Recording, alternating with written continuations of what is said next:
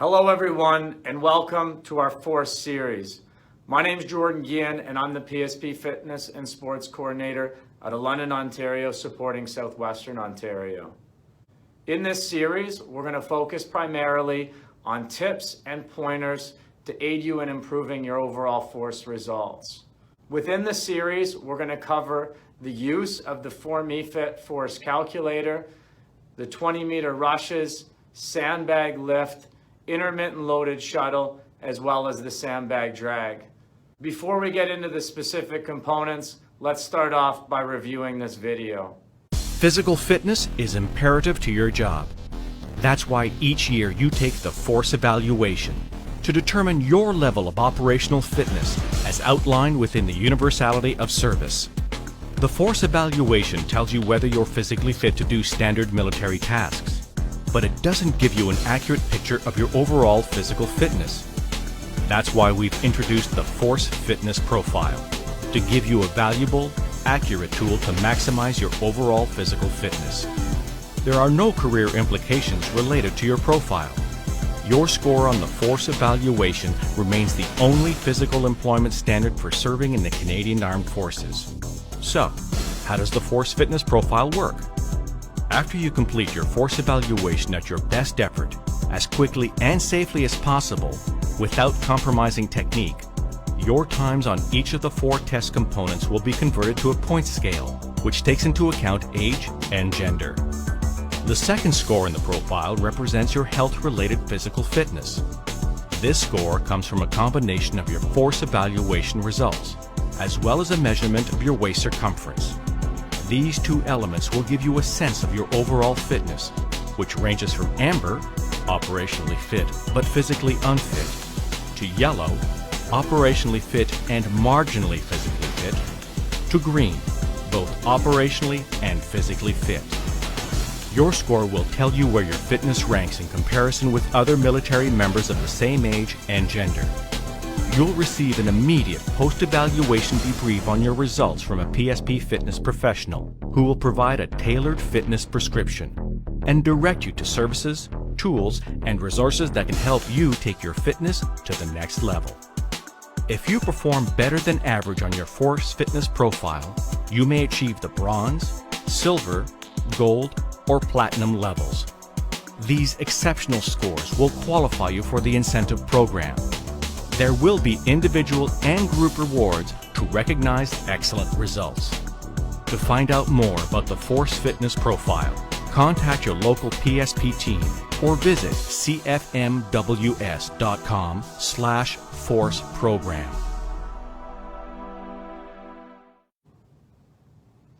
Now that we've concluded the video, let's take a moment to get into some important links and then review some specific details as it relates to the Metre calculator.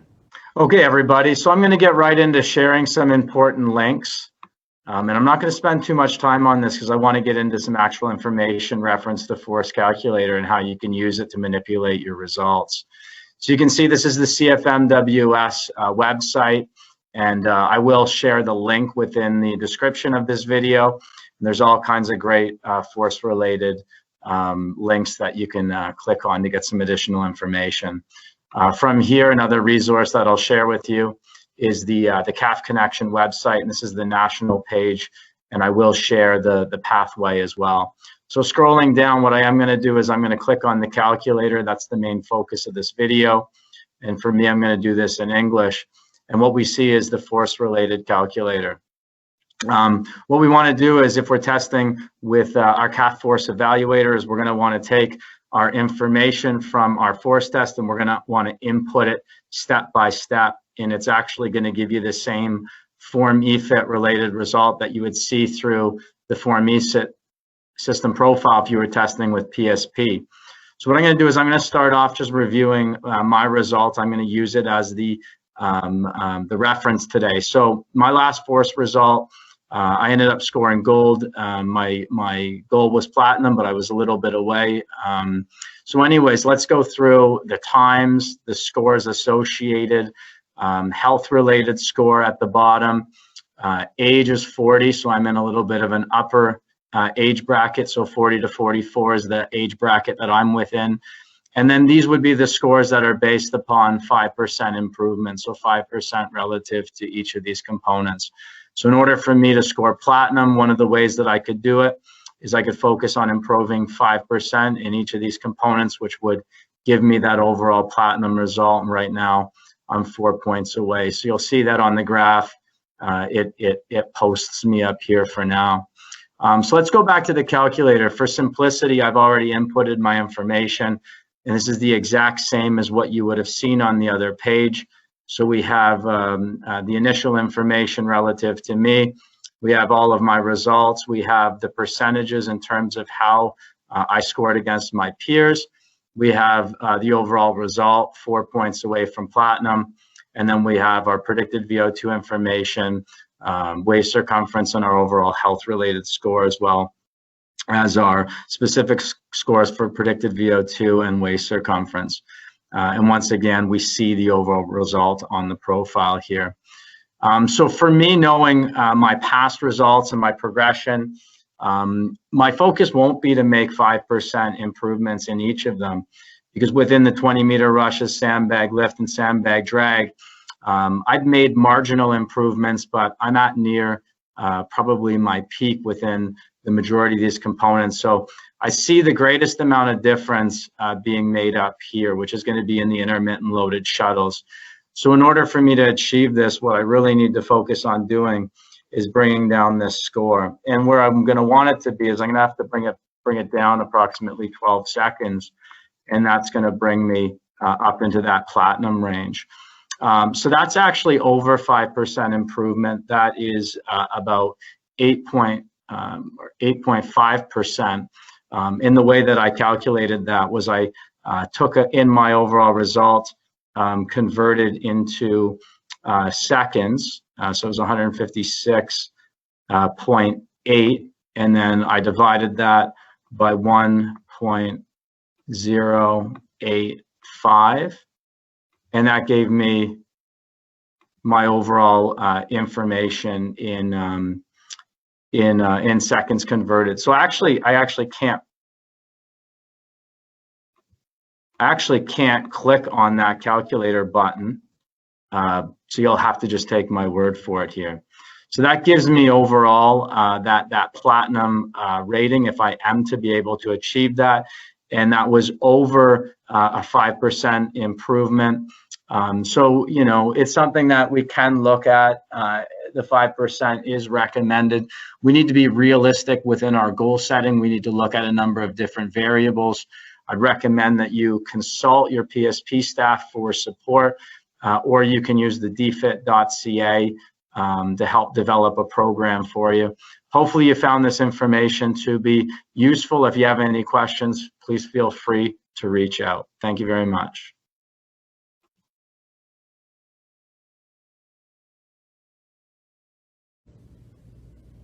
Hi everyone, my name is Adrian Parks. I'm the Fitness and Sports Coordinator here in Toronto. This is the second video in our Force Test Prep series.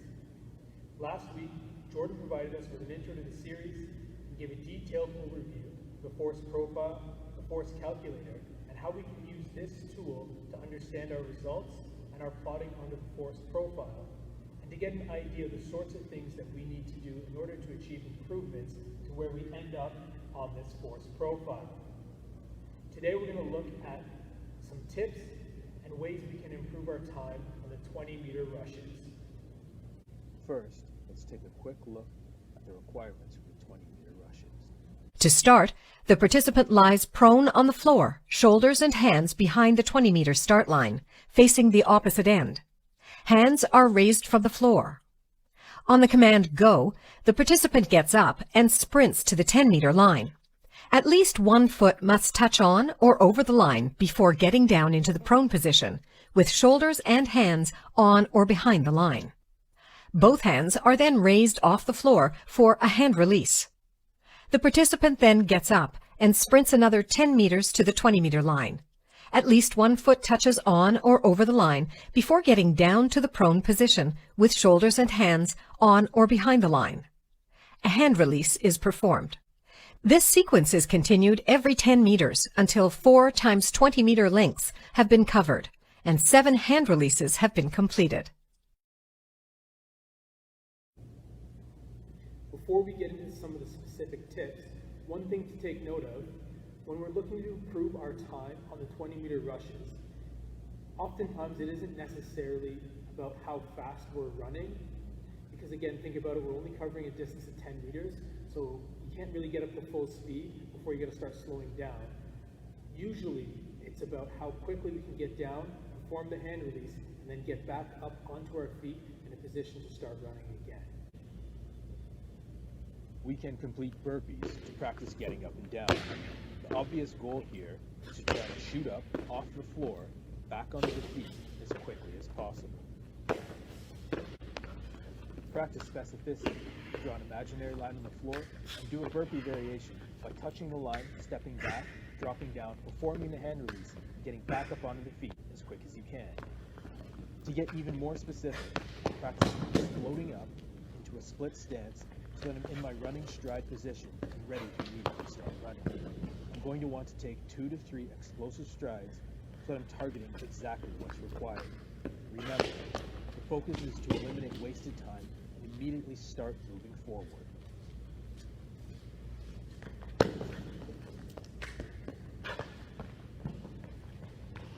If I want to do a less intense build-up to the rushes, or perhaps I'm recovering from an injury, we can do something similar to what we just looked at by getting a sturdy chair, putting it up against the wall, and then getting down into that semi-prone position and getting back up into that split stance position. This is going to put less stress on my joints while still allowing me to work on that up and down motion.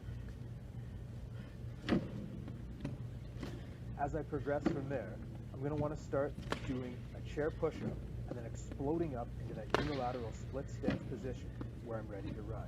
Again, we're exploding up, getting in a position that we are ready to take off. Now that we've looked at some of the specific exercises we can do to practice the rushes, so the actual up and down motion, to get quicker at that, we also need to think about some of the training exercises that we're going to do that specifically target the specific muscles that are being used in the same fashion when we are doing the rushes. So if we think about our upper body first, obviously we're doing the pushing motion. I think the obvious thought there is push-ups, so that'll be a good one, doing push-ups. We can do the same thing with a bench press or a seated chest press. Any pushing motion is going to help with that. But keep in mind, as we progress and we get closer and closer to doing those hand releases and pushing up as fast as we can, we want to get a little bit more explosive with it as well. So if we think about push-ups, those are things like doing the clap push-ups, where you push up off the ground, try to catch and clap in the middle, push-up, clap, push-up, clap.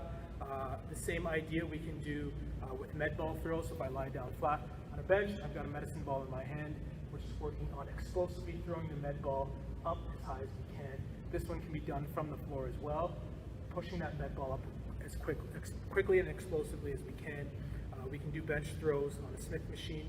So I've got the bar that's fixed, and we're just throwing it up, catching it, and letting it come down. So again, we're working on that explosive movement, pushing movement of the upper body. For our lower body, again, we were talking about getting into that running position, that running stance as quickly as we can so we can start taking off. So we want to do lower body exercises, but think about doing exercises in that unilateral position, because when we're running, remember, it's going to be unilateral. We're not hopping legs side by side. So things like walking lunges, step ups, just regular lunges, single leg glute bridge, single leg RDLs, those type of movements are going to help us in that unilateral plane and give us the strength that we need to work one limb at a time. And then again, thinking about doing that more explosively, once we progress, we're going to try to think about doing those things more explosively. So if we just do a reverse lunge, we can come up and just explosively drive the knee up into the air. As we progress with that, I can even just start jumping and really work on that explosion. So now I'm using those muscles in an explosive fashion to get better, to have carryover when we're running. Last thing that we want to think about is going to be mobility and range of motion. Our mobility and our range of motion is going to have an effect on all the physical activities that we do and just everything we do throughout our daily lives. So we always want to be aware of that as well. For example, if I have really tight hips it's going to be a struggle for me to get my knee up so that I can stand up. If I'm lying down and I'm trying to lift my knee up, my hips are really tight, or I don't have a whole lot of range of motion here. It's going to be a lot harder for me than if I've got more mobility. I can bring that hip up really quickly and get into those explosive positions that I've been training for to work on. So again, we always want to be aware of our stretching, our foam rolling, our yoga movements to increase our range of motion. Thanks for watching the video. This was covering ways that we can improve our time on the 20-meter rushes. Stay tuned for next week. Catherine Rasica will be taking us through how we can improve on the sandbag lifts. Hi everyone, welcome back to our fourth series. My name is Catherine Rasica, fitness and sports instructor out of London, Ontario, servicing Southwestern Ontario. So far in this series, we've reviewed the 4MEFIT Force Profile Calculator and tips and techniques for how to score better on the 20-meter rushes. This week, we're going to be reviewing tips and techniques for the sandbag lifts. Let's take a look at this video and review what is required in the sandbag lift evaluation. Before starting, the sandbags are positioned across each vertical line. The participant stands straight facing the wall, each foot on either side of the floor line. On the command "Go," the participant squats down, lifts the first sandbag with 2 hands, and touches it to the wall. The participant then releases the sandbag and travels sideways to position themselves in front of the second sandbag, feet on either side of the floor line. The second sandbag is lifted, touched to the wall, and released before traveling sideways again back to the first sandbag. This pattern is repeated for a total of 30 lifts. The sandbag must touch the vertical line, ensuring the midline of the sandbag is at or above the 1-meter horizontal line. If the sandbag is not horizontal at the time of wall contact, the bottom of the sandbag must touch at or above the 1-meter horizontal line. At the moment the sandbag touches the wall, there must be 2-hand contact with the sandbag. The sandbags must be grasped by the ends, avoiding the straps and eyelets. Now that we know what's required of us during the sandbag lifts, let's go over some tips and techniques for how we can get a better result.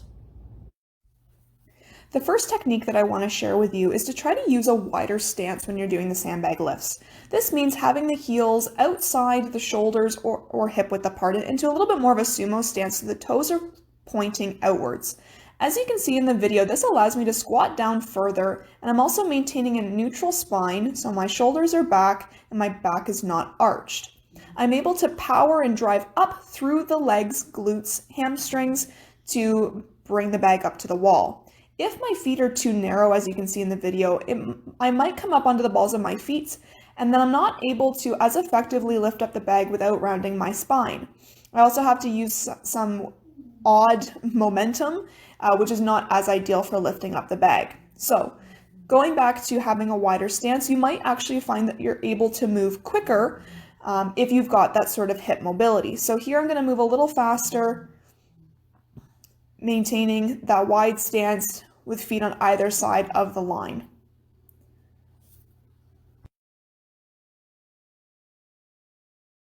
The next technique that I'd recommend is to implement a kettlebell swing into your programming. Kettlebell swings are excellent for improving glute and hamstring power. Make sure that you're not doing a shoulder raise with your kettlebell swing. You should be using the momentum from your hips to thrust the kettlebell up. This is going to be helpful for your sandbag lifts, as we mentioned in the previous video. In that wider squat stance, using your glutes and hamstrings to get that bag up is going to help increase your speed and therefore improve your time.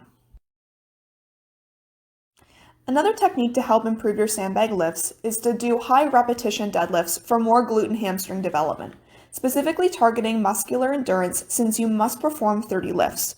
I'd recommend sets of over 15 reps if you're looking to develop muscular endurance. Try to make sure that you're keeping the weight close to the body. As you let the weight drift away from the body, you can put some extra tension on the spine, which is not optimal. Try to keep the weights close to the body just as you would with the sandbag. Ensure you're bracing your core, pulling the belly button into the spine.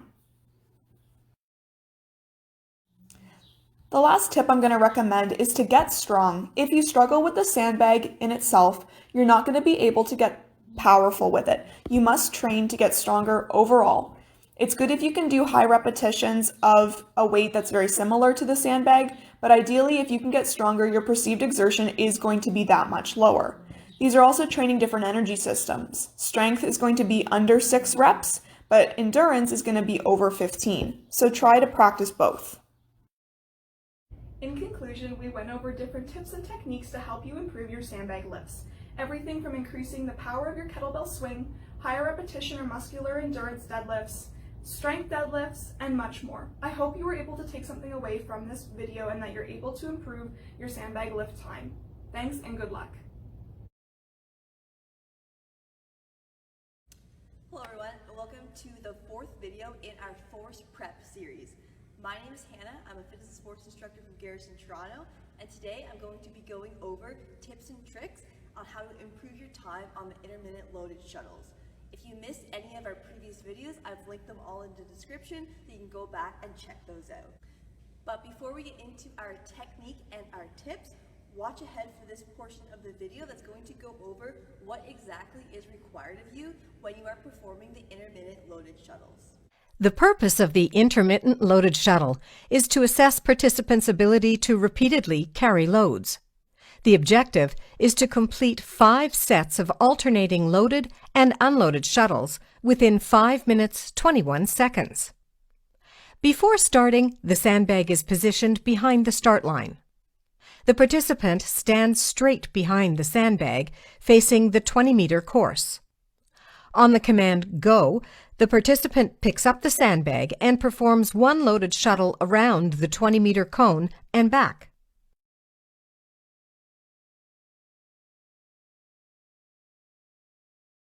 At least 1 foot must touch on or over the start line before the participant drops the sandbag behind the line. The next shuttle around the cone and back is performed unloaded. This pattern continues for a total of 5 sets of loaded and unloaded shuttles. Walking briskly while carrying the sandbag is permitted. Running is permitted during the unloaded shuttles only. The definition of walking is that 1 foot remains in contact with the floor at all times. If a participant runs during a loaded shuttle, they will be directed to stop by the evaluator. Forward movement must stop completely before the participant continues. The sandbag may be carried using any safe technique, including use of the straps or tie. The sandbag may be set down at any point to rest. However, timing of the evaluation will continue during any rest periods. Any time there is a fault called by the evaluator, the participant must correct the fault immediately before continuing. Timing of the evaluation will continue during any corrections required. Common faults include running during the loaded phase, failing to travel around the 20-meter cone, and failing to touch the line before dropping the sandbag. Time stops once the participant's foot is on or crosses over the line at the end of the final set. Time to completion is recorded to the nearest second. Now technique tips. When we grab the bag, we're going to start walking as we transition that bag onto our shoulder. For most people, the shoulder carry is going to be the most effective carry for this task. We're going to make sure that we effectively go around the cone as smoothly as possible. On the way back, when we are a few steps away from the line, we'll transition into a suitcase carry, break the line, and take off for unloaded. This is going to ensure the bag ends close to the line and it's not falling over or past the line, losing us time. We're going to make sure that we stay as in line with the cone as possible during all of our shuttles. This is going to make sure that we don't add extra distance to the task that we don't need to. Taking quick steps here, but making sure we aren't running. Some people will find that staying low with a bend in their knees will make them be able to go faster during this one. However, it is very fatiguing. Our first training tip is to perform side planks. Since we will be carrying that weight on one side of our body at a time, we want to have good core strength and stability to be able to keep that weight in place and not having it drag us down as we're performing the shuttle. Our next training tip is to perform suitcase carries. So that's where we're walking holding a weight in one side at a time. This is going to help teach us how to stabilize our body while we have a weight on one side of our body and we're moving. Our next training tip is to practice direction changes while running, specifically those U-turns. A lot of times we lose time when we don't have an effective direction change when we're going around the cone. So practicing those U-turns and that direction change to become more efficient at. So in conclusion, we went over some technique tips and some training tips on how to improve your time on the intermittent loaded shuttles. Stay tuned next week for our next video on how to improve your sandbag drag.